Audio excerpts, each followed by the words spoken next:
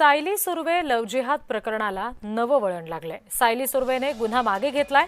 मुलांच्या भवितव्यासाठी गुन्हा मागे घेण्याचा निर्णय घेतल्याचं तिने म्हटलेलं आहे। सोशल मीडियावर व्हिडिओ पोस्ट करून तिने ही माहिती दिली। सायली सुर्वे हिने आपल्या सासरच्यांच्या लोकांवर गुन्हा दाखल केलेला होता, पतीवर गुन्हा दाखल केलेला, मात्र तो आता मागे घेतलेला आहे। तसा तिने आपला स्वतःचा व्हिडिओ देखील प्रसारित केलेला आहे। आपल्या 4 मुलांच्या भवितव्यासाठी आपण हा निर्णय घेतलेला आहे आणि मला सध्या पोलीस संरक्षण देण्यात आलंय, पण या संरक्षणामुळे मला बाहेर जाण्यास किंवा माझी कामं करण्यास अडथळा येतोय। त्यामुळे मला आणि माझ्या कुटुंबियांना कामं करण्यासाठी बाहेर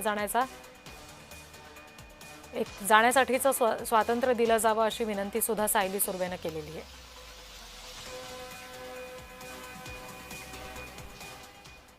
जी अफवा पसरली गेली आहे की मी किडनॅप झाली किंवा माझं अपहरण झालं, या गोष्टीवर मी स्पष्टीकरण दिलेलं आहे आणि त्यात मी म्हणाली आहे की असं काहीही घडलं नव्हतं।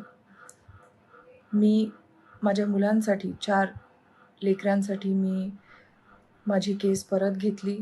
त्यांच्या भवितव्यासाठी ही केस मी परत घेतली आणि आता ती केस चालू राहिलेली नाही। मी माझ्या स्वइच्छेने ती केस परत घेतलेली आहे, माणुसकी म्हणून।